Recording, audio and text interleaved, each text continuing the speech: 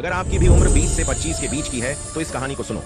एक राज्य था जहां किसी को भी राजा बना दिया जाता था, लेकिन सिर्फ 5 सालों के लिए, और 5 साल खत्म होने के बाद उस राजा को एक घने जंगल में छोड़ दिया जाता था, जहां दूर दूर तक कोई इंसान नहीं रहते थे और जंगल में जंगली जानवर उसे खा जाते थे। और ऐसे ही हर 5 साल पे हर एक राजा के साथ किया जाता था।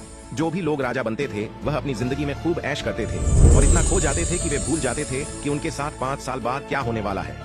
जैसे जैसे साल बीतने लगते थे उन्हें आखिर में डर लगने लगता था। एक बार एक नए आदमी को राजा बनाया गया। वो आदमी बहुत ही बुद्धिमान था। उसने दूसरे राजाओं की तरह अपने 5 साल ऐशो आराम में नहीं बिताए। उसने घने जंगल को देखा कि वहां बहुत सारे कंकाल पड़े हुए थे जो उन्हीं पहले राजाओं के थे। उसने बाहर से कुछ मजदूरों को बुलाया और उस घने जंगल के पेड़ को कटवाने में लगा और सारे जंगली जानवरों को पकड़वाकर उन्हें दूसरे जंगल में छुड़वा दिए। उसने 3 साल के अंदर उस घने जंगल को एक खुले मैदान जैसा बना दिया और बचे हुए 2 साल के अंदर उस जमीन पर गरीब लोगों को घर बनवा कर दिए और अपने लिए एक महल भी बनवाया। जब उसके 5 साल पूरे हो गए तब राज्य के लोगों ने उसे उस घने जंगल में छोड़ दिया जो कि अब एक राज्य बन गया था।